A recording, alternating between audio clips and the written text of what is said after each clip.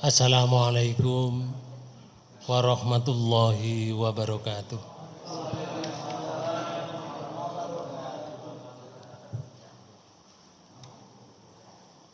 Bismillahirrahmanirrahim. Alhamdulillahi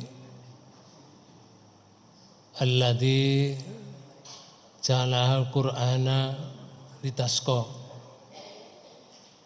illa tadhkiratan liman yakhsha. Asyhadu an la ilaha illallah wahdahu la syarikalah wa asyhadu anna Muhammadan abduhu wa rasuluhu la nabiyya wa la rasula ba'dahu. Allahumma sholli wa sallim wa barik ala Muhammadin wa ala alihi wa ashabihi ajmain. Amma ba'du fa ya ayyuhal hadirun wal hadirat usikum wa nafsi bitaqwallah faqad fazal muttaqun. Hadirin hadirat Bapak Ibu yang dirahmati Allah.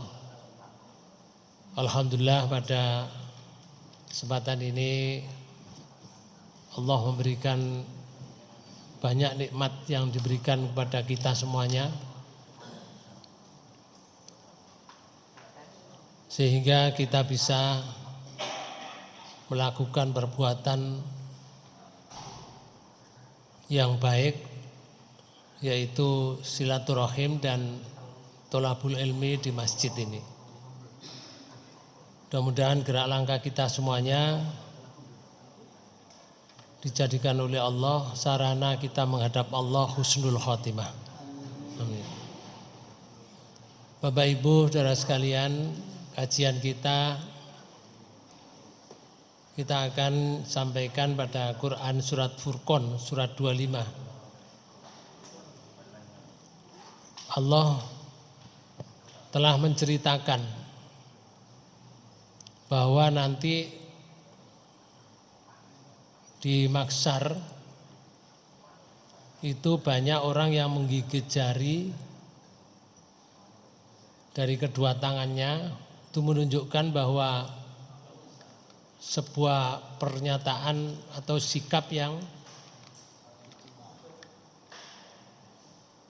menyesal. Lalu orang itu menyatakan, ya laitani takhaltu ma'ar rasuli sabila. Aduhai kiranya dulu aku mengambil jalan bersama Rasul, tidak seperti ini.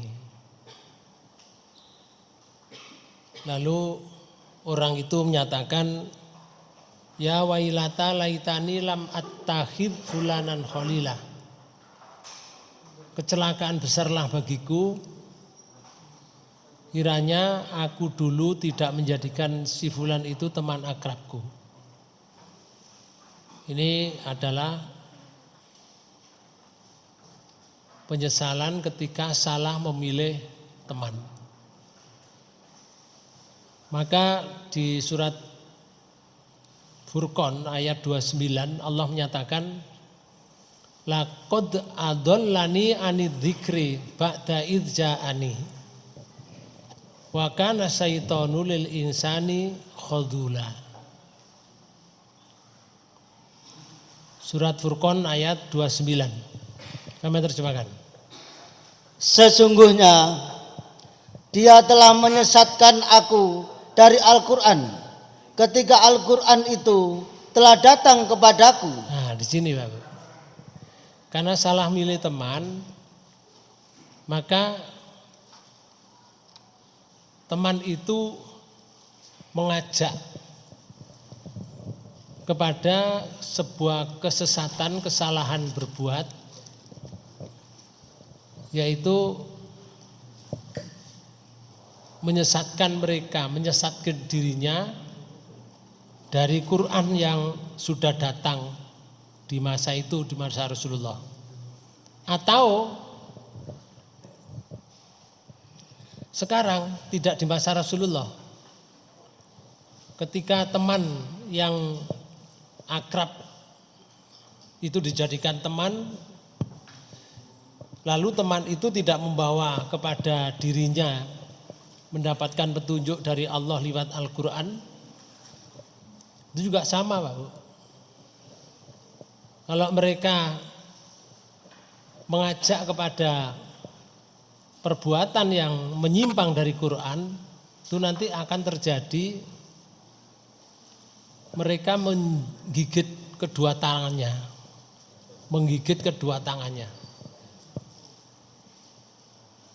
yaitu penyesalan. Lalu pernyataan orang itu di akhir ayat, wa kana syaitanu lil insani khadula. Dan adalah setan itu tidak mau menolong manusia. Artinya ayat ini Allah menyatakan setan itu tidak mau menolong manusia. Walaupun mereka disesatkan dengan perbuatan yang salah. Perbuatan yang salah itu dibimbing setan, Bapak Ibu. Perbuatan yang kita lakukan itu bertentangan dengan aturan agama, itu dibimbing oleh setan. Maka Allah menyatakan setan itu tidak mau menolong manusia.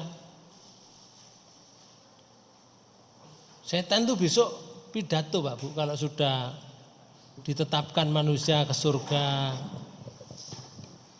ditetapkan manusia ke neraka, maka setan itu nanti pidato. Sebagaimana Allah berfirman di surat 14, surat Ibrahim. Di ayat 22 itu Allah menyatakan begini, wa qala syaitanu lamma qudiyal amru innallaha wa'adakum wa'dal haq wa wa'adtukum fakhlaftukum wa ma kana li alaikum min sultan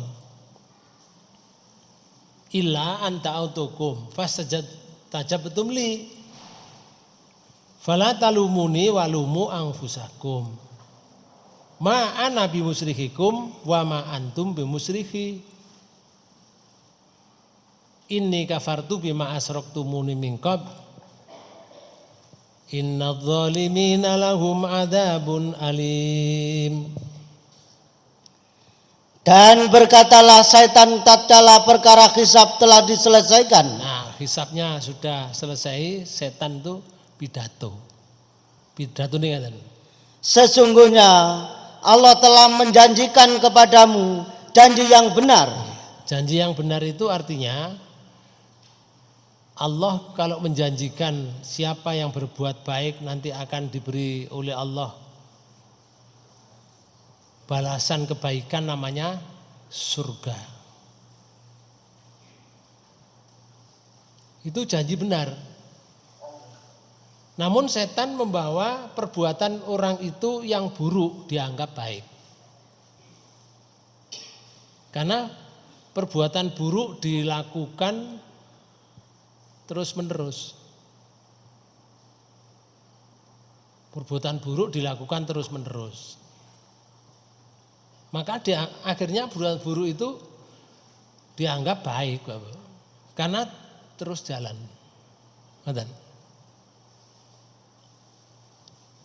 Nah, setan mengatakan begini. Dan aku pun telah menjanjikan kepadamu, tetapi aku menyalahinya. Nah, niki. Saya dulu juga janji kepadamu, kalau perbuatan yang kamu lakukan itu, kamu suka dengan perbuatan itu.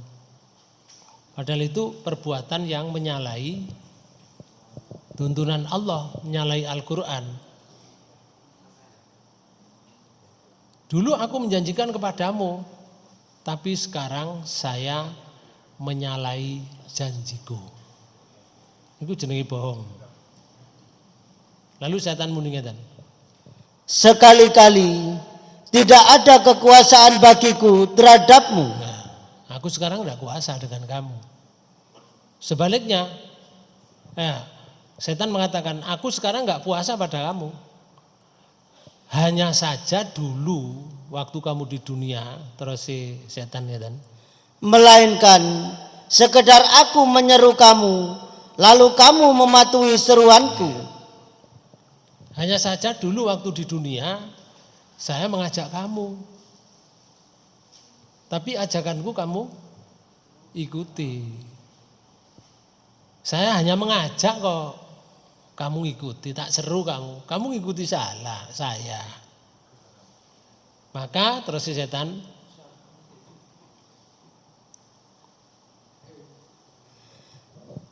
oleh sebab itu, janganlah kamu mencerca aku. nah sekarang tidak usah mencerca aku kamu.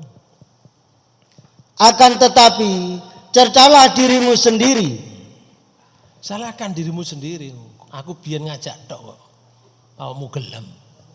Tak jak gelem. Ya aja nyalano aku. Ngoten. Ini ki jenenge gregetno aku. Ya. Waktu di dunia diikuti ajakan yang buruk itu, tapi ketika di sana mengelak. Cercalah dirimu sendiri. Lalu setan mengatakan begini, Aku sekali-kali tidak dapat menolongmu, dan kamu pun sekali-kali tidak dapat menolongku. nggih. Makanya ayat niku wau, setan itu tidak bisa menolong. Setan itu tidak bisa menolong. Apa yang dulu waktu dilakukan di dunia itu salah, kemudian di akhirat setan tidak bisa menolong. Karena salah apa? Milih teman. Salah memilih teman tadi, salah bergaul. Nah, Bapak Ibu sekalian, makanya di ayat ini disebutkan wa kana syaitanu lil insani khadula. Di surat 25 ayat 29 ini. Nggih. Wa kana syaitanu lil insani khadula. Dan setan itu tidak mau menolong manusia. nggih. Bapak dan Ibu saudara sekalian, nah di tafsirnya Ibnu Katsir itu disebutkan laqad adallani an dzikri ba'da idja'ani, itu di komentari begini, sesungguhnya dia telah menyesatkan aku dari Al-Qur'an ketika Al-Qur'an itu telah datang kepadaku. Itu artinya ngeten, sesudah Al-Qur'an sampai kepadanya tapi dia disesatkan, tidak boleh mempercayai, tidak boleh melakukan apa yang diinstruksikan dalam Quran. Wong kula dijak ngaji Quran ngeten iki berat, Bapak. Berat. Tapi lek dijak kenduren itu seneng. Ngertos? Kenduren seneng. Pomane kenduren sing model royokan. Saya itu dapat beberapa WA dari teman-teman. Acara maulid niku, maulidnya enggak apa-apa. Tapi ketika melakukan satu gerakan yang kurang pas itu ya jadi apa-apa gitu loh. Panganan disediakan sekian banyak, donga ci Allahumma gurung maris langsung royokan kerutu. Lede panganane, Bapak. Diroyok. Jadi gak muni, gak mengaminkan orang yang berdoa tadi, tetapi sudah puraan. Nah, ini kebiasaan yang kurang pas. Ya. Islam tidak mengajarkan seperti itu. Tapi kalau itu dilakukan terus-menerus jadi baik enggak? Baik menurut orang. Padahal orang makan itu ya yang menurut Islam kan yang baik.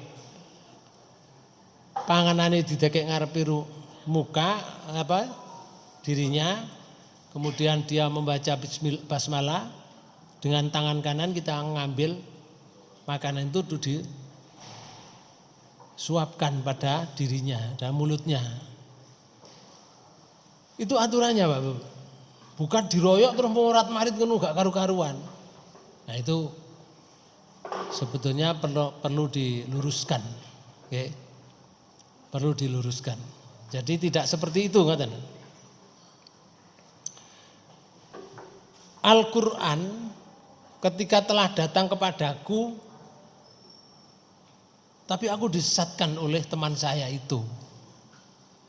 Kalau pada zaman dahulu itu Pak Bu, ketika Quran datang itu caranya orang membawa supaya Quran itu tidak dipercayai oleh masyarakat, itu mereka membuat trik Pak Bu. Dan triknya itu ditunjukkan oleh Allah. Contohnya, cara mereka menguatkan ajakan sesat dengan menuduh sesat pada Rasulullah. Itu caranya. Supaya orang-orang tidak mempercayai apa yang dibawa oleh Rasul. Itu kalau zaman Rasulullah. Seperti disampaikan di Quran surat 25 ayat 41 dan ayat 42. Itu Allah menyatakan gini. Wa idza ra'auka iyatahidunaka illa huzwa. Ahadzal ladzi ba'asallahu rasulah. Ayat 41. Dan apabila mereka melihat kamu Muhammad, mereka hanyalah menjadikan kamu sebagai ejekan. Diejek. Rasulullah diejek di hadapan orang banyak. Cara mengejeknya seperti apa? Dengan mengatakan, inikah orangnya yang diutus Allah sebagai Rasul? Nah, kalau sudah mengatakan seperti itu terus dilihat oleh banyak orang, kalau pimpinan mereka yang menyesatkan itu, akhirnya nggak percaya kepada Muhammad, nggak percaya kepada Rasul. Sampai orang itu mengatakan, ingkada layudilluna an alihatina laula an sabarna alaiha wa saufa ya'lamuna khina yaraunal adzaba man adallu sabila. Sesungguhnya hampirlah ia menyesatkan kita dari sembahan-sembahan kita. Nah, sampai muni ngoten aku. Muhammad itu hampir menyesatkan kita dari sembahan kita. Awake nyembah yang disembah oleh nenek moyang kita, itu hampir disesatkan Muhammad. Ngoten Pak.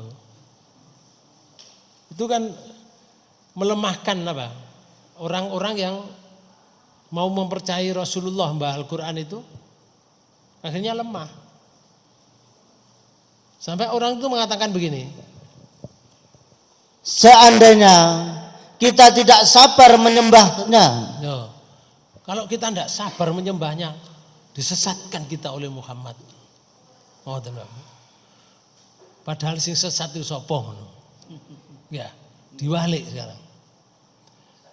Oleh karena itu Allah nanti mempertunjukkan di hari akhir. Wa saufa ya'lamuna khina yaraunal adzaba man adallu sabila. Dan mereka kelak akan mengetahui di saat mereka melihat adab. Nah, nanti kalau adabnya sudah datang, lihat adab, baru tahu siapa yang paling sesat jalannya. Ini cara mereka untuk menjauhkan umat itu dari Quran. Satu, mengejek Rasulnya. Ada lagi cara yang kedua, misalnya menuduh Rasul itu gila. Oke, di surat 15 ayat 6. Wa qalu ya ayyuhalladzi nuzila alaihi dzikru innaka lamajnun. Surat 15 ayat 6. Mereka berkata, hai orang yang diturunkan Al-Quran kepadanya. Sinten niku? Muhammad. Muhammad maksudnya. Jadi Muhammad dituduh gila, itu dikatakan, hei, wong sing diturunkan Quran kepadanya. Terus si mereka nih ngeten. Sesungguhnya kamu benar-benar orang yang gila. Ngoten Bapak. Nah ini termasuk salah satu diantaranya mereka membawa umatnya itu supaya tidak mengikuti Muhammad. Muhammad itu gila. Ada di lain ayat juga mereka sampai bersumpah. Sumpah kepada Allah untuk menguatkan tuduhannya itu. Di surat 8 ayat 32 Allah menyatakan ini, wa id qalulahumma in kana hadza huwal haqqu min indika fa amtir alaina hijaratan minas samai awitina bi adzabin alim. Dan ingatlah ketika mereka orang-orang musyrik berkata, ya Allah, jika betul Al-Quran ini dialah yang benar dari sisi engkau. Oh, musyrik itu ya muni ya Allah Pak. Ya Allah, kalau Quran itu memang benar dari sisimu. Terus mereka ngeten, maka hujanilah kami dengan batu dari langit. ngoten Pak. Untuk menguatkan itu tuduhan, menguatkan supaya mereka orang yang di belakang mereka itu tidak percaya kepada Al-Quran. Kalau emang itu dari engkau Tuhan, coba hujanilah saya dengan batu dari langit. Nah gitu lek udan batu itu terus apa kena awake tok ngono bae. Nggih. Oleh udan batu ya sak desa kena, Bapak. Ya kena kabeh, sing apik kena, sing elek kena. Sing dolim yo kena, sing munafik kena, sing iman yo kena. Padha mek banjir lho. Apa lek banjir iku omahe wong siji tok sing kena mboten. Kena kabeh sak kebon-kebone, Bapak. Sak sapi-sapine, sak peternakane, pitik-pitik entek kabeh. Kadang masjidnya juga rusak. Kalau sudah banjir, kalau Allah sudah mendatangkan adab, dia mengatakan hujanilah kami dari langit, hujanilah batu kami dari langit. Kalau memang Quran itu darimu ya Allah. Sampai omongan mereka niku direkam oleh Allah, dijadikan satu ayat oleh Allah untuk dipelajari oleh kita. Ngaten. Atau minta pilihan. Atau datangkanlah kepada kami adab yang pedih. Kalau Allah menuruti permintaan mereka, bisa terjadi enggak? Bisa. Namun Allah tidak nuruti, Bapak. Ya satu, menguji Rasulullah supaya sabar. Yang kedua, ditunggu. Barangkali nanti di akhir hayat dia bisa bertobat pada Allah, diterima tobatnya. Ada. Wong manusa niku ya salah ya ana benere ana salahe. Pas kencenge salah terus dia sadar kemudian tobat, ya diterima kali Allah tobatnya. Makanya ketika ada orang salah mendolimi kita, tidak boleh kita mendoakan keburukan orang itu, Bapak. Tidak boleh. Awake dhewe didolimi oleh orang. Gak oleh wonge didongakno muga-muga kok sambar bledek. Gak oleh, Bapak. Tidak boleh. Rasulullah juga diingatkan oleh Allah untuk kita juga. Contohnya ya, di surat 3 di ayat 128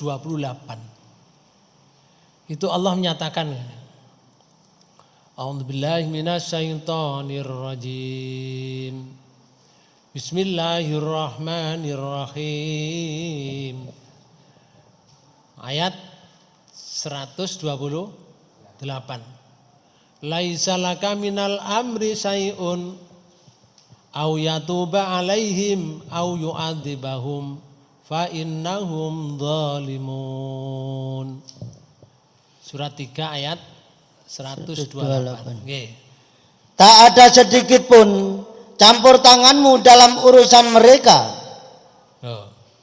Ya Rasul, kalau mereka itu menzalimi kamu, menyakiti hatimu, ojo didongakno elek. Ya, ojo didongakno elek. Kamu gak usah ikut campur. Kalau kamu dizalimi, kalau ada orang yang ikut kamu, kemudian dibunuh, disiksa, gak usah didoakan buruk. Nggih. Padahal doanya orang yang dizalimi itu tidak ada tabir loh Bapak, pada Allah. Doa yang tidak ada tabir itu ya, satu, doanya orang puasa sampai berbuka. Terus Rasulullah dawuh ngoten. Nomor loro, doanya orang yang musafir. Orang musafir. Artinya musafir tujuannya baik Bapak. Bukan bertujuan buruk. Ya, musafir tujuannya baik. Itu doanya tidak ada tabir dengan Allah. Nomor telu, doanya orang yang madlum, orang yang didolimi. Itu tidak ada tabir. Karena tidak ada tabir, mumpung didolimi oleh orang. Kita berdoa untuk kita sendiri, untuk saudara kita, untuk keluarga kita, untuk mereka. Kita doakan mumpung didolimi. Didoakan ya Allah, panjang paringi hidayah orang yang mendolimi saya ini. Mumpung doanya dikabulkan. Ya Allah, mereka yang masih kafir panjang paringi petunjuk. Ya Allah, sehatkanlah semua orang yang di lingkungan RT ini. Mumpung doanya dikabulkan. Ya Allah, junjunglah derajat anak saya. Ya Allah, berilah jalan kehidupan seluruh anak cucu saya sesuai dengan petunjuk-Mu. Mumpung doanya masih dikabulkan, artinya tidak ada tabir. Rasulullah dan kita Pak Bu, ayat ini bukan untuk Rasulullah saja, untuk kita juga. Artinya ya Rasul, tidak ada sedikit campur tangan dalam urusan mereka itu, kalau mereka itu mendolimi kamu. Allah menyatakan gini. Atau Allah menerima taubat mereka. Nah, atau mereka kalau tobat kepada Allah tak terima, itu urusanku, bukan urusanmu. Madan. Abu Sofyan itu Pak Bu, musuh bebuyutan kali Rasulullah.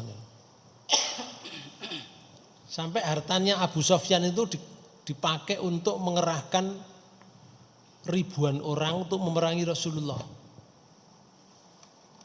Itu berkali-kali. Bojone Abu Sofyan itu sampai mangan hatinya Hamzah. Hindun. Dipecah, dadanya dipecah, ambil hatinya dimakan. Sampai seperti itu Bapak. Ngerti? Tapi pada akhirnya ketika Mekah itu dibuka oleh Allah, Futuhul Mekah, okay, Abu Sofyan masuk Islam. Bojone Hindun sing mangan atine amlah, masuk Islam bisa. Masuk Islam. Kan berarti bertobat. Ngerti? Kalau mereka bertobat, tak terima tobatnya ya Rasul. Banyak Pak Bu, orang-orang yang bersama Rasulullah dulu asalnya kafir, asalnya musyrik, kemudian menjadi orang beriman. Karena sahabat-sahabat Rasulullah tidak beriman sejak kecil, enggak seperti kita, Bang. Kalau kita kan bapak Islam, ibu Islam, awake dhewe Islam. Ya, Islam keturunan. Ya, bukan Islam karena berpikir jauh tentang rahmat Allah. Tapi Islam keturunan. Iku biasanya gak patek ngoyo, Pak Bu. Nggih, gak patek ngoyo. Soalnya bapak Islam, bu Islam, keluarga Islam. Tapi kalau dia itu Islamnya dari penelitian misalkan. Hasil penelitian menunjukkan membuka hatinya, itu biasanya Islamnya sungguh-sungguh. Nggih. Bapak Ibu sekalian, tidak sedikit itu yang zaman Rasulullah itu masuk Islam dari orang-orang yang buruk perilakunya. Termasuk Umar bin Khattab. Bertobat kepada Allah, diterima tobatnya. Bahkan Rasulullah menunjuk Umar masuk Islam, masuk surga. Kalau Rasulullah mengatakan Umar masuk surga berarti masuk temenan. Jadi Mbak Dewi sing ngomong, Pak Bu. Enggak. Mbak Dewi sing ngomong belum tentu. Tapi kalau Rasulullah menyatakan Umar masuk surga, temenan Pak Bu masuk surga. Walaupun matinya itu dibunuh. Kan waktu sholat subuh itu ditikam dari belakang oleh Abu Lu'lu' itu. Umar dibunuh, Utsman juga dibunuh, Ali juga dibunuh. Belum tentu orang yang dibunuh itu mesti buruk. Memang kalau kita lihat dibunuh kayak tragis ya Bang. Tapi kalau orang itu ketika dibunuh perbuatannya baik, nilainya adalah syahid. Apalagi sholat Pak Bu dibunuh. Syahid Pak Bu. Nabi Yahya itu dipotong kepalanya.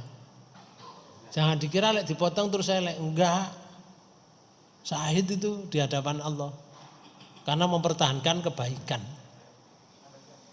Nabi Yahya kan disuruh merubah fatwanya. Bahwa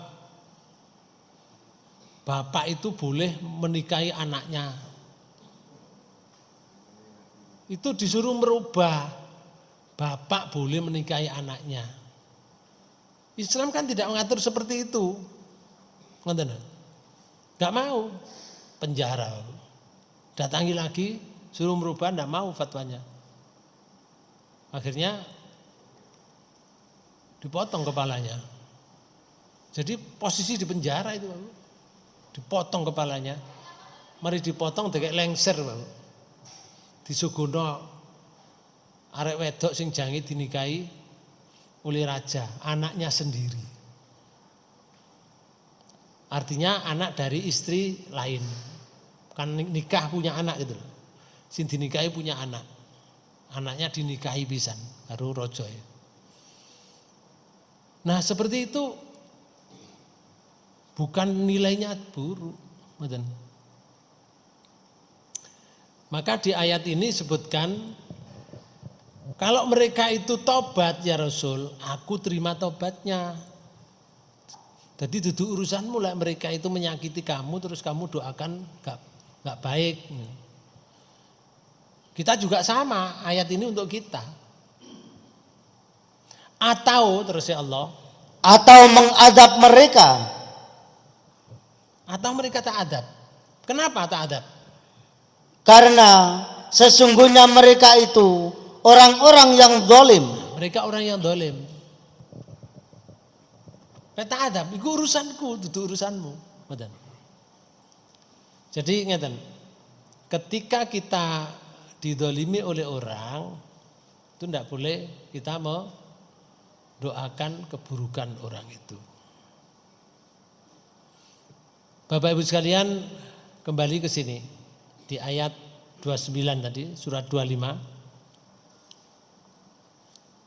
Di akhir ayat itu ada kalimat ini, wa kana syaitanu lil insani khadulah. Dan adalah setan itu tidak mau menolong manusia.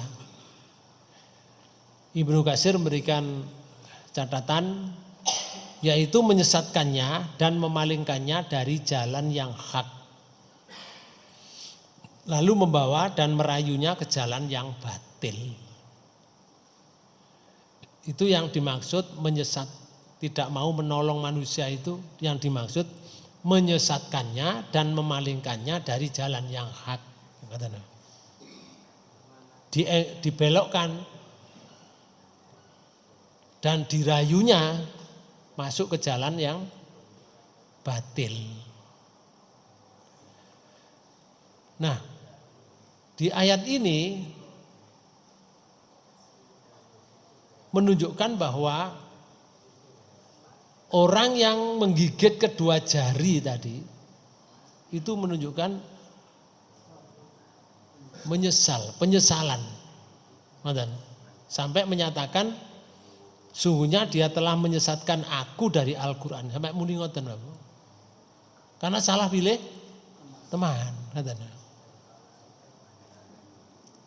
Di ayat lain itu disebutkan, contoh di surat Al-Baqarah, surat 2. Di ayat 166 itu Allah menyatakan begini. A'udzubillahi minasyaitonirrajim. Il tabarra alladzina tubi'u minal ladzina taba'u wa ra'awul adaba wa taqatta'at bihimul asbab. Nih, yaitu ketika orang-orang yang diikuti itu berlepas diri dari orang-orang yang mengikutinya. Besok akan terjadi seperti itu, Bapak. Ono sing diikuti ku koncone sing diikuti itu kan salah perbuatannya. Kalau bahasa bebasnya itu kan, misalkan ono pemimpin dipilih. Misalkan bahasa bebasnya, Bapak. Dipilih jadi pemimpin, terus pemimpin itu menyesatkan ke jalan yang sesat. Bisa saja pemimpinnya muni, ya Allah, kalau saya masuk neraka itu salah saya sendiri, karena saya berjalan di jalan yang sesat. Tetapi kalau mereka masuk neraka, itu salahnya dia memilih saya. Salahnya mereka memilih saya. Kok saya dipilih? Mboten niku greget nang ngene.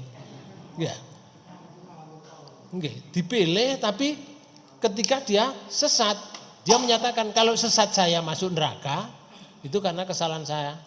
Tapi mereka yang masuk neraka bukan kesalahan saya. Salahnya mereka sendiri. Kenapa milih saya? Karena ketika orang ini berlepas diri dari orang yang mengikutinya, kenapa? Ayat ini menyatakan ini. Dan mereka melihat siksa. Ini ketika melihat siksa, harus berlepas diri. Kowe ojo, aku gak bertanggung jawab loh pada kamu. Ngoten Bapak. Soalnya nang ngarep ana siksa akan mengancam pada dirinya. Tadinya waktu di dunia diikuti, Bapak. Apa gerakannya diikuti, perintahnya diikuti, ya, instruksinya diikuti. Tapi setelah di sana melihat siksa, ternyata salah itu. Mereka berlepas diri. Lalu dan itu nggih watakot taat bihimul asbab. Dan ketika segala hubungan antara mereka terputus sama sekali. Sudah terputus, Bapak. Kalau dulu waktu di dunia raketnya luar biasa, nggih. Sekarang sudah berlepas diri. Karena melihat adab. Lah yang ngikuti mesti menyesal, aku biyen lapo ngikuti wong iku ngoten lho. Biyen lapo aku ngikuti wong iku. Dia berkata, di ayat 167. Wa qala alladziina taba'u lau anna lana karrotan fanatabarra'a minhum kama tabarra'u minna. Dan berkatalah orang-orang yang mengikuti, Nggih, sing ngikuti muni ngeten. seandainya kami dapat kembali ke dunia, Seandainya bisa kembali enggak? nggak bisa. Enggak bisa. Kok umpama aku balik nang donya, seandainya saya bisa kembali ke dunia, apa yang mereka katakan? Pasti kami akan berlepas diri dari mereka. Ya wis kasep, wis dunyane wis entek. Orang itu sudah mati. Orang itu sudah masuk neraka. Ngoten. Kalau mereka bisa dikembalikan ke dunia, mereka pasti akan melakukan yang sama dengan dia berlepas diri tadi. Ngoten. Karena itu mereka menyatakan ngeten. Sebagaimana mereka berlepas diri dari kami. Ngoten. Itu Bapak Ibu sekalian kabar dari Allah. Besok akan terjadi begitu. Karena milih teman itu yang selektif nggih. Kalau temannya itu pegangannya Quran, ayo diikuti. Ayo dijadikan konco. Tapi kalau mereka itu nyeleweng, jangan dijadikan teman akrab, teman biasa saja. Ngoten. Di sini dikabarkan oleh Allah, kadzalika yurihimullahu a'malahum khasaratin alaihim. Nggih, terusannya ayat.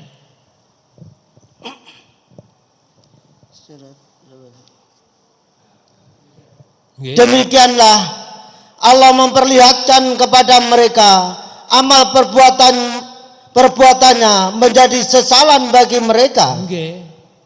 Amal perbuatannya menjadi sesalan bagi mereka. Sedangkan mereka di dalam neraka. Allah menyatakan wa ma hum bi khorijina minan nar.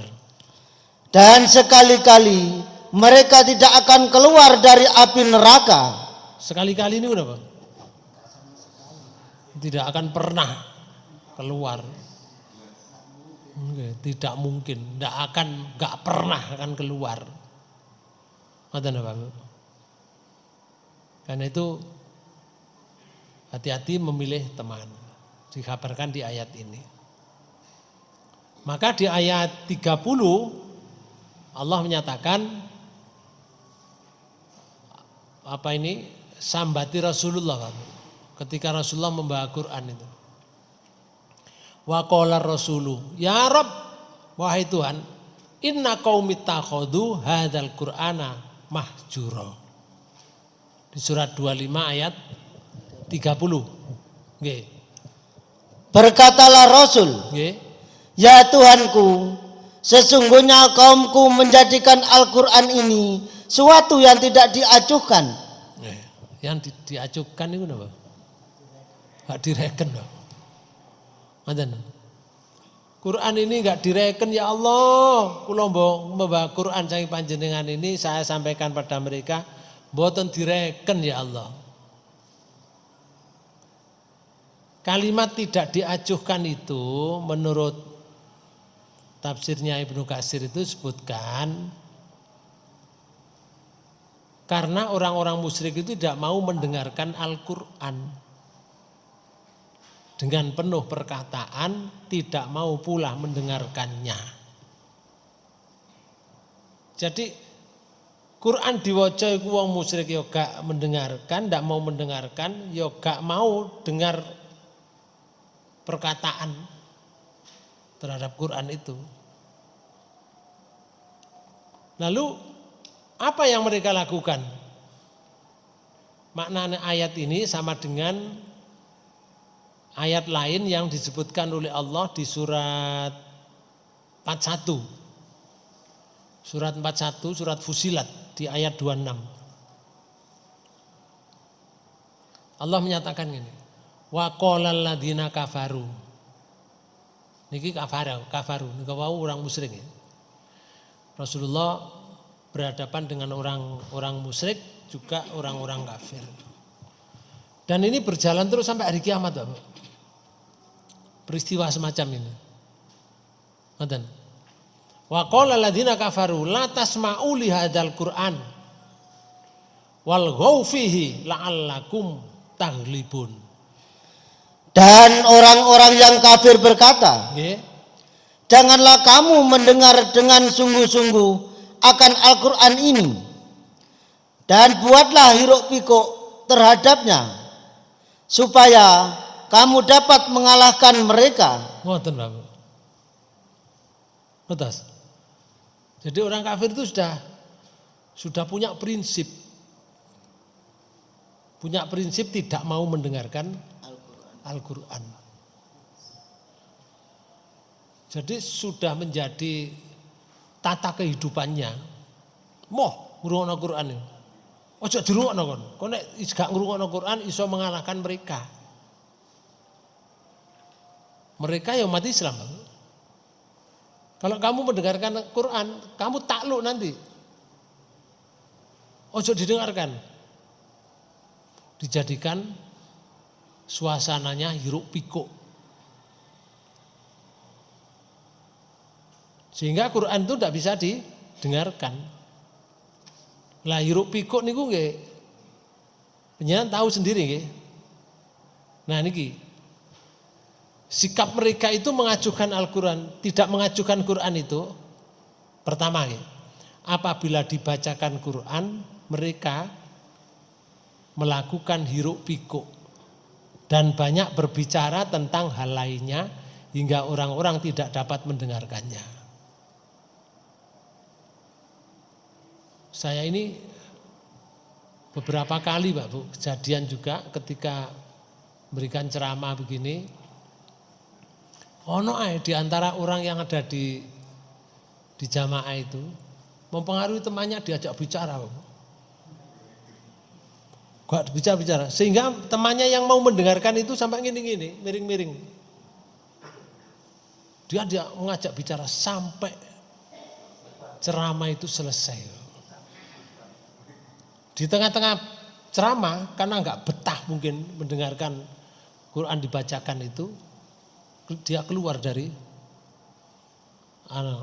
majelis itu. Pernah terjadi begitu tuh. Keluar. Ketika mau selesai dia kembali lagi. Mulai undangan itu Pak.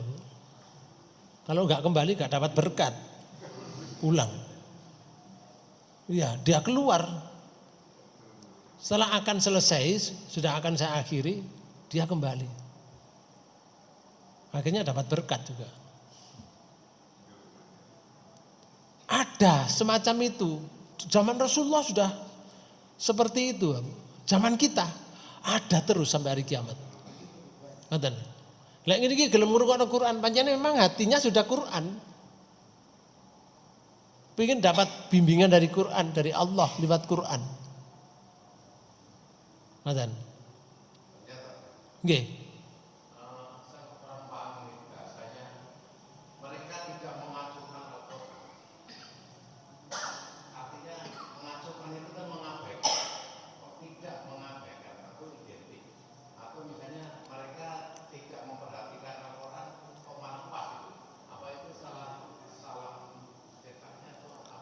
Mengacuhkan itu apa?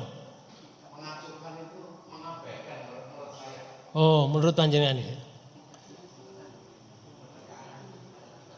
Kalau mengacuh itu berarti ngereken. Kenapa? Acuh niku ngereken. Masalahnya sebelumnya itu ada kata tidak. Kalau mereka mengacuhkan Al-Quran malah pas gitu. Tapi mereka tidak Nggih. Nggih. Kece niki. Ya Tuhan kami, sesungguhnya kaumku menjadikan Al-Quran ini suatu yang tidak diacuhkan. tidak dihiraukan. Nggih. Jadi maksud panjenengan tidak diacuhkan ini. Nggih, bukan mengacuhkan. Nggih, salah tulis. Ini berarti tidak diacuhkan. Nggih. Bener, Pak? Mereka tidak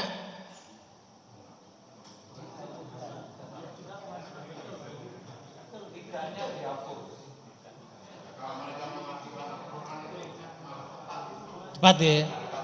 Nggih. Mereka mengacuhkan Al-Qur'an. Nggih. Nggih, bener panjenengan.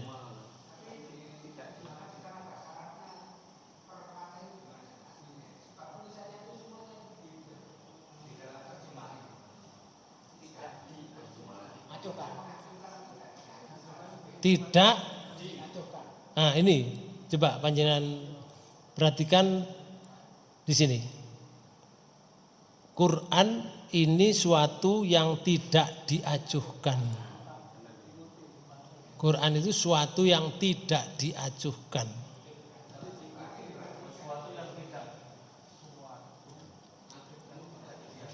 Nggih. Paham enggak panjenengan dengan acuh itu? Paham ya? Jadi mereka yang tidak Quran yang dijadikan tidak diacuhkan itu di sini yang dimaksud tidak diacuhkan, Bapak. Mereka tidak acuhkan Quran. Oke. Gak ngereken. Karena itu mereka melakukan hiruk pikuk, ngoten. Nggih. Mereka melakukan hiruk pikuk. Dan ini merupakan salah satu sikap yang menggambarkan ketidakacuan kepada Al-Quran. Tidak mau beriman kepada Al-Quran. Tidak membenarkannya. Termasuk sikap meninggalkan Quran. Itu namanya tidak mengacuhkan.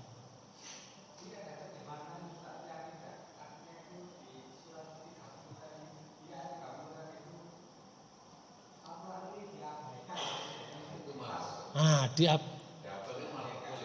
berarti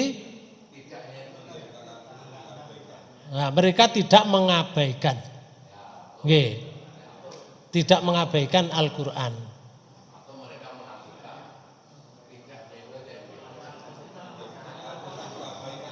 Nggih. Tidak diabaikan. Tidak mengabaikan Al-Qur'an.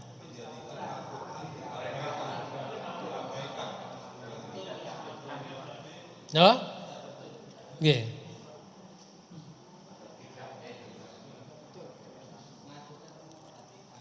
Mengacuhkan itu sama dengan memperhatikan. Tidak mengacuhkan. Ngoten maksudnya. Nggih. Kemudian Bapak Ibu sekalian, termasuk nggih, sikap yang tidak mengacuhkan itu, tidak mengacuhkan Al-Qur'an ialah tidak mau merenungkan dan memahami maknanya. Ibnu Katsir memberikan pernyataan seperti itu, Bapak. Termasuk sikap tidak mengacuhkan Al-Qur'an itu ialah tidak mau merenungkan dan memahami maknanya. Termasuk ke dalam pengertian tidak mengacuhkan Al-Qur'an ialah tidak mengamalkannya dan tidak melaksanakan perintah-perintahnya serta tidak meninggalkan larangan-larangannya. Jadi luas ya. Tidak mengacuhkan Quran itu tidak memperhatikan Quran itu, Pak Bu. Itu maknanya luas. Tidak mengamalkan itu juga termasuk tidak mengacuhkan.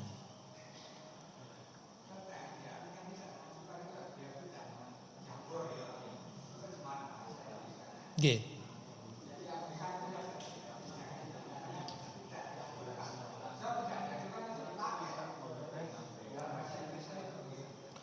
Nggih, bahasa Indonesia acuh itu artinya mengabaikan. Mengacuhkan berarti mengabaikan. Tidak mengacuhkan berarti tidak mengabaikan. Sampai delok kamus gini. Nggih. Nggih. Memang ada terjemah di beberapa Quran itu ada yang kalimatnya mengajukan, ada kalimat mengabaikan begitu.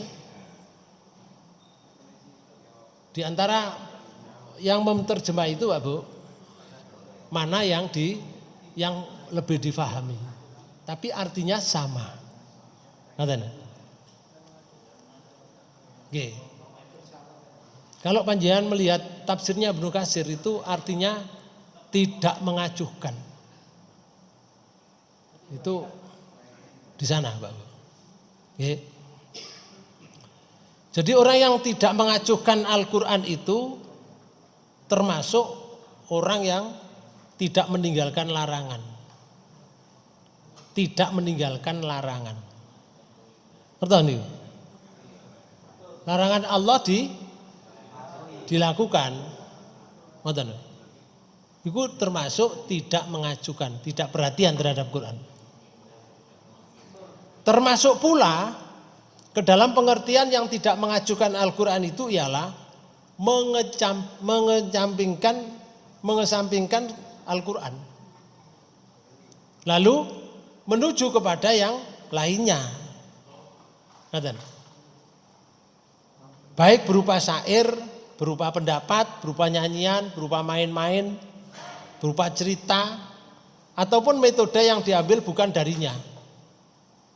Itu namanya tidak perhatian terhadap Quran. Rasulullah itu sambatnya Rasulullah itu direkam kali Allah, dijadikan ayat untuk pelajaran kita. Bahwa ketika Rasulullah membawa ayat itu tidak diacuhkan oleh mereka. Enggak direken kali mereka. Sama dengan kita dakwah Pak Bu, membawa Islam. Belum tentu orang yang kita hadapi itu mesti sarujo, mesti menerima. Belum tentu, Pak. Bisa saja karena benci terhadap yang membawa itu, mereka membuat hiruk pikuk, mengalihkan perhatian temannya supaya tidak memperhatikan Quran itu dijelaskan. Quran itu dibacakan. Sejak dahulu sampai hari kiamat ini tidak akan pernah berhenti. Karena itu sing jenenge dakwah itu tidak pernah berhenti, Pak Bu. Karena mereka membuat kacau dalam kehidupan ini juga tidak pernah berhenti. Kita mengajak tidak pernah berhenti, mereka juga tidak pernah berhenti. Kalau kita berhenti, kalah dengan mereka. Maka di ayat 31 Allah menjelaskan, wa kadzalika ja'alna likulli nabiyyin aduwa minal mujrimina wa kafa bi rabbika hadiyan wa nasira. Dan seperti itulah telah kami adakan bagi tiap-tiap nabi musuh dari orang-orang yang berdosa. Nah, ngoten Pak Bu. Setiap nabi itu diberi oleh Allah musuh. Mesti. Lek setiap nabi diberi musuh, setiap tidak nabi? Ya sama. Ya diberi musuh padha ae. Kalau membawa kebenaran. Kalau membawa kebenaran mesti diberi musuh, dihadapkan oleh Allah dengan musuh. Hadiyaw wa nasira. Wa kafa bi rabbika hadiyaw wa nasira. Dan cukuplah Tuhanmu menjadi pemberi petunjuk dan penolong. Oke. Dikai musuh mesti, Pak Bu. Tapi petunjuknya mesti dari Allah, sing nolong dari Allah. Tapi dikai musuh mesti. Contoh lagi ya. Contoh lagi.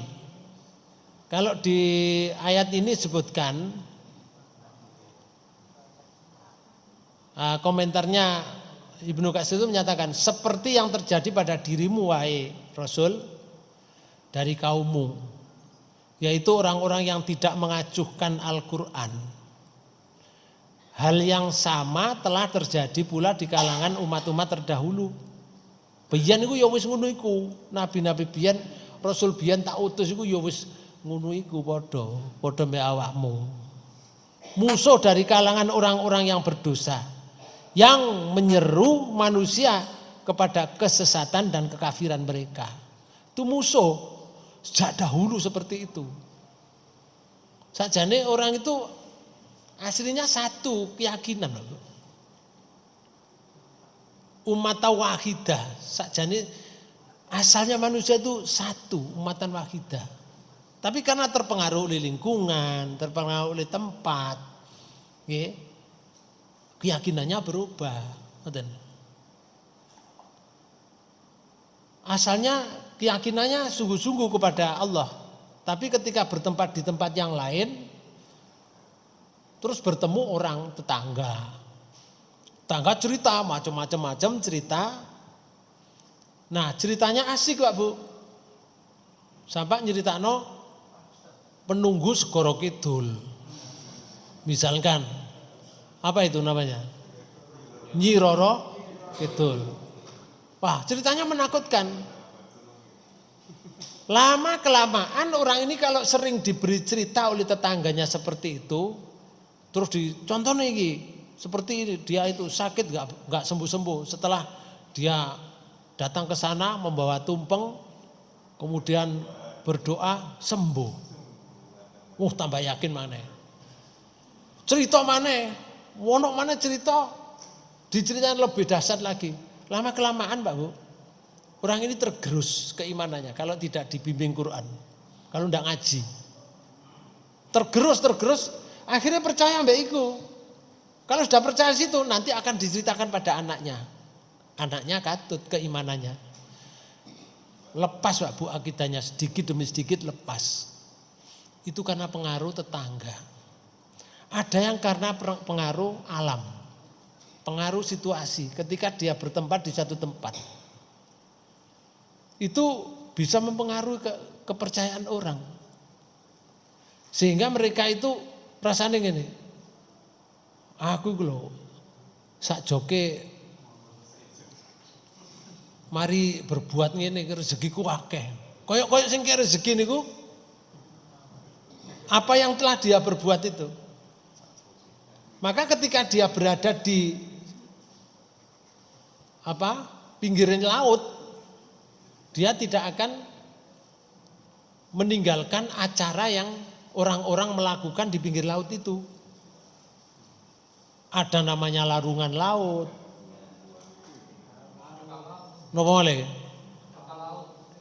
Ada sedekah laut dan lain-lain Bang. Dan itu dimulai bismillahirrahmanirrahim. Dungane Rabbana atina fid dunya hasanah wa fil akhirati hasanah wa qina adzabannar. Tapi jaluke nang laut. Sing kaya rezeki Allah. Bingung Mbak Bu. Karena dia terpengaruh oleh situasi keadaan yang ada di pinggir laut itu. Nah kepercayaan ini terus turun-temurun. Pecah akhirnya keimanannya. Maka mereka akan percaya dengan itu. Makanya ono sing sirik kopi, ono sing sirik jali, sirik set. Model seperti itu ya jali Pak Bu. Penyembahan secara langsung. Penyimpangan. Allah memberitahu di ayat lain seperti di surat 6 ayat 112. Allah menyatakan gitu. Wa kadzalika ja'alna likulli nabiyyin adwa sayatinal insi wal jinni yuhi ba'duhum ila ba'd zukhrufal qawli ghurura walau sa'a rabbuka ma fa'aluhu fadarhum wa ma yaftarun. Surat 6 ayat 112. Dan demikianlah kami jadikan bagi tiap-tiap nabi itu musuh. Loh Pak Bu. Ya ngono ku digawe ngono ambek Allah untuk uji. Tiap nabi ku dikek musuh Pak Bu. Siapa musuhnya?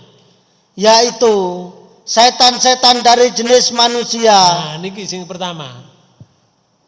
Dari jenis manusia sing gregetan wae lho. Nggih. Nggih. Terus yang kedua, dan dari jenis jin. Jin. Sing gak patek ketok, gak ketok. Tapi yang greget napa doae? Nek ketok. Nggih. Nabi Rasul itu diberi oleh Allah musuh. Musuh orang berdosa seperti tadi. Musuh dari golongan manusia dan dari golongan jin. Lah sebagian dari musuh itu terus ya Allah ngeten. Sebagian mereka membisikkan kepada sebagian yang lain perkataan-perkataan yang indah-indah untuk menipu manusia. Nah, ngoten carane. Ada perkataan yang indah-indah untuk menipu manusia. Itu salah satu cara mereka untuk menyesatkan itu. Ono wong gawe niki konde napa niki? Nggih, konde niku sing rambutnya gede kayak bane skuter gitu. Ya, itu apa namanya? Konde. Ah, sanggul. Nah, kalau bahasa Jawa sanggul. Orang lo komentar gini. Wih, panjenengan pakai sanggul cantik. Tambah kelihatan cantik, kelihatan muda. Padahal tambah elek. Enggak. Orang kalau pakai sanggul Pak Bu, geraknya enggak bebas. Noleh kadek cepet-cepet ngene, ucul sanggule rono. Iso ngrutuhi kancane barang. Lundung. Ngoten lho. Wong gedene sak bane pispa lho. Enggak. Gak bisa gerak. Gerak ya alon-alon ngeten. Gak iso noleh nyet ngeten mboten saged. Ucul lho. Wong iku templekan. Ngono dikomentari. Wah, cantik panjenengan, tambah baik. Nah, itu salah satu di antaranya perkataan yang indah-indah itu. Perkara elek tapi diucapkan baik untuk membanggakan dirinya. Lah wong iku lak tambah elek, Pak Bu. Ngoten lho. Sampai nek gawe baju sing cekak sampe niku kelihatan tambah cantik. You can see. Tambah cantik. Tetap wonge boleh gak gelem berbaju yang lain, menutup aurat gak gelem, Pak Bu. Soalnya wis diarani ambek kancane cantik. Nggih. Jare wong Jawa semlohe napa jenenge? Nggih.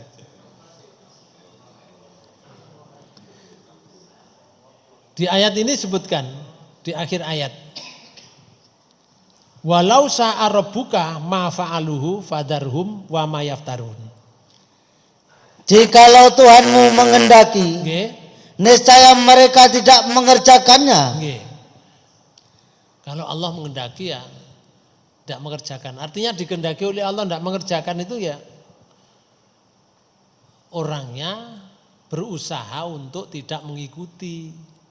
Itu baru ditakdirkan oleh Allah tidak mengikuti. Terus Maka tinggalkanlah mereka dan apa yang mereka ada-adakan. ini pelajaran untuk kita, Pak. Jadi kita ini kalau Rasul itu Nabi atau Rasul diberi oleh Allah musuh, kita yang membawa kebenaran juga diberi musuh. Maka di akhir ayat ini kan disebutkan ngeten.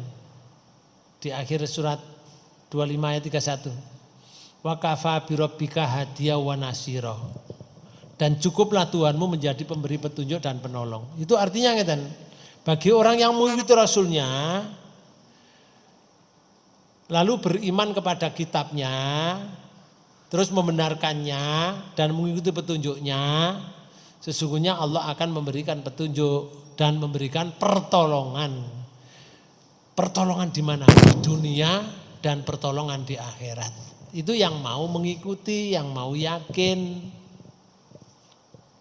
Hadiah wa nasiron iki menjadi pemberi petunjuk dan penolong itu tiada lain karena orang musyrik itu selalu menghalang-halangi manusia dalam mengikuti ajaran Al-Quran dengan tujuan agar tiada seorang pun yang memakai petunjuknya.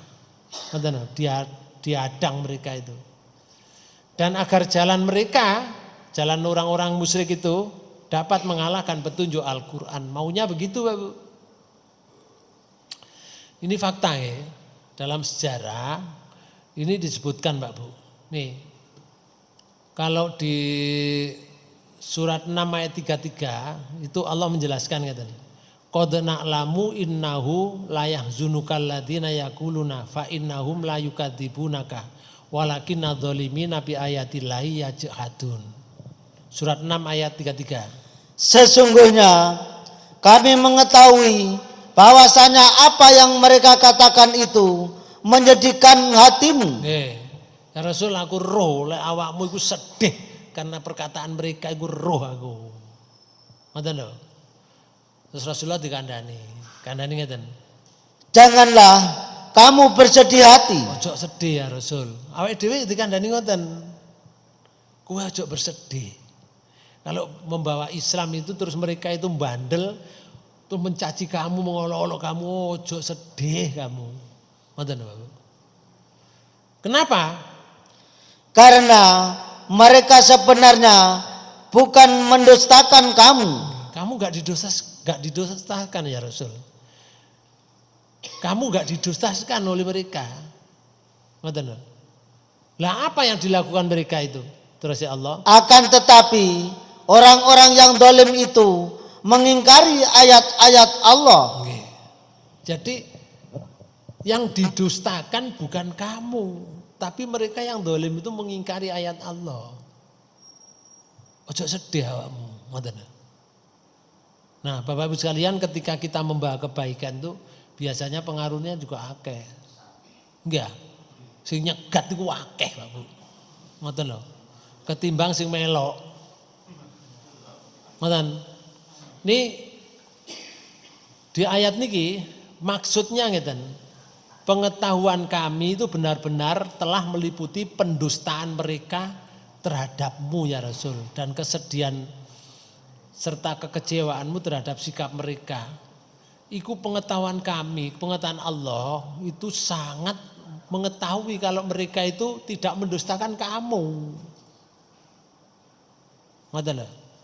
Makanya kamu jangan sedih. Di ayat lain itu disebutkan seperti di surat 35 ayat 8. Itu Allah menyatakan falatadhab nafsuka alaihim khasarot. Nggih. Surat pinten? 35 ayat 8. Maka apakah orang yang dijadikan setan menganggap baik pekerjaannya yang buruk lalu dia meyakini pekerjaan itu baik? Nggih. Terus? Sama dengan orang yang tidak ditipu oleh setan. Maka sesungguhnya Allah menyesatkan siapa yang dikehendakinya dan menunjuki siapa yang dikehendakinya. Maka janganlah dirimu binasa karena kesedihan terhadap mereka. Sesungguhnya Allah Maha mengetahui apa yang mereka perbuat. Karena itu ya Rasul, jangan dirimu binasa karena kesedihan terhadap mereka. Sing tak kei petunjuk yo ono. Mereka kalau menuju pada sesatan, yo tak sesat, yo mereka saya takdirkan sesat. Karena itu kamu jangan tadhab, jangan dirimu itu dibinasakan. Fala tadhab nafsuka. Janganlah dirimu binasa alaihim khasarat karena kesedihan terhadap mereka. Ojo. Bahkan di ayat lain tuh sampai Rasulullah itu dikandani ngeten, supaya hatinya tidak susah. Allah kan Maha tahu ya. Boleh jadi kamu Muhammad akan membinasakan dirimu karena mereka tidak beriman.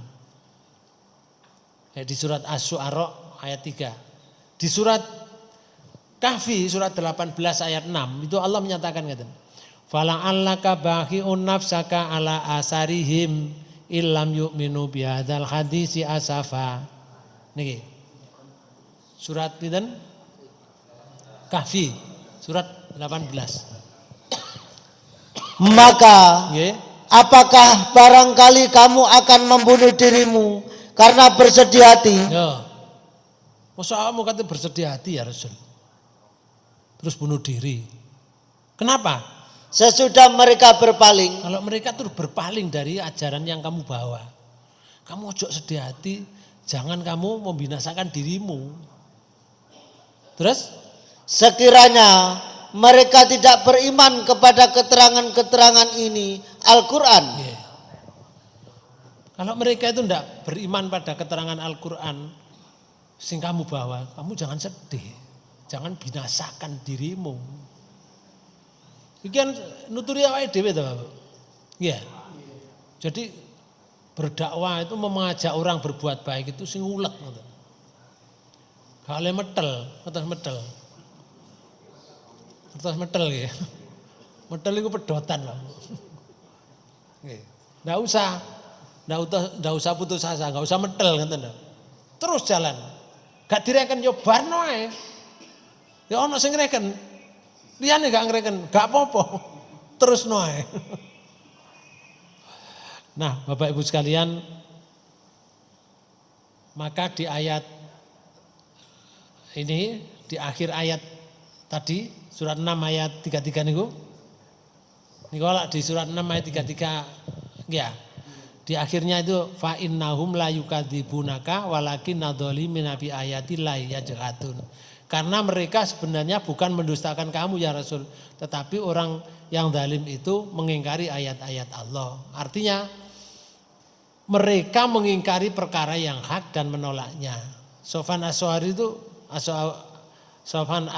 itu menyatakan dari Ali menceritakan bahwa pernah Abu Jahal itu berkata kepada Nabi, muni ngeten. Sesungguhnya kami tidak menuduh dirimu pendusta wahai Nabi, wahai Muhammad. Gak menuduh kamu dusta enggak. Tetapi kamu hanya mendustakan apa yang kamu sampaikan itu. Ngoten lho. Abu Jahal iku ngakoni sajane. Aku gak nuduh kamu dusta, awakmu iku lho ket biyen iku aku ndelok ya orangnya jujur, tapi kamu hanya mendustakan apa yang kamu bawa, yang kamu sampaikan kamu dustakan. Karpe apa nih? Karpe Abu Jahal nih. Dianggap yang dibawa itu adalah sebuah kesalahan. Pun samanten mawon nggih. Semoga-moga pertemuan ini dibarengi daya Allah Subhanahu wa taala. Kita tutup pertemuan dengan bacaan hamdalah. Alhamdulillahirabbil alamin. Subhanakallahumma wa bihamdika asyhadu an la ilaha illa anta astaghfiruka wa atubu ilaik. Kurang lebihnya mohon maaf. Wassalamualaikum warahmatullahi wabarakatuh. Assalamualaikum warahmatullahi wabarakatuh.